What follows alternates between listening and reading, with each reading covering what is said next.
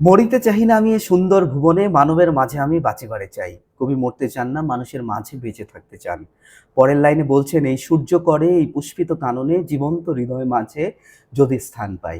কবি এই সূর্যের আলোয় এই পুষ্পিত কানন বলা হচ্ছে পৃথিবীকে, ফুলের বাগান, যেখানে তিনি জীবন্ত হৃদয়ের মাঝে স্থান পেতে চান। ধরায় প্রাণের খেলা চিরতরঙ্গিত, বিরহ মিলন কত হাসি অশ্রুময়, মানবের সুখে দুঃখে গাথিয়া সঙ্গীত যদি গো রচিতে পারি অমর আলোয়। ধরায় পৃথিবীতে প্রাণের খেলা তরঙ্গিত, তার মানে প্রাণ চাঞ্চল্য আছে মানুষের মধ্যে, আমাদের বিরহ মিলনের কষ্ট আনন্দ দুটোই আছে। এই যে মানুষের সুখ দুঃখ এই সব কিছু মিলে কবি রচনা করতে চান অমর আলোয়। অমর আলোয় মানে হচ্ছে স্বর্গ রচনা করতে চান। পরের লাইনে বলছেন, তা যদি না পারি, যদি এখানে আমি ফেল হই, ব্যর্থ হই, তবে বাঁচি যতকাল, যতদিন বাঁচবো তোমাদেরই মাঝখানে লোভী যেন ঠাই। আমি হয়তো অমর আলোয় রচনা করার সক্ষমতা অর্জন নাও করতে পারি, কিন্তু তারপরেও আমার ইচ্ছা আমি যেন তোমাদের মাঝে স্থান পাই। তোমরা তুলিবে বলে সকাল বিকাল নব নব সঙ্গীতের কুসুম ফোটাই। কবিতার নতুন লেখা, নতুন রচনা, সাহিত্যকর্ম দিয়ে তিনি নতুন নতুন সঙ্গীতের কুসুম ফোটাচ্ছেন।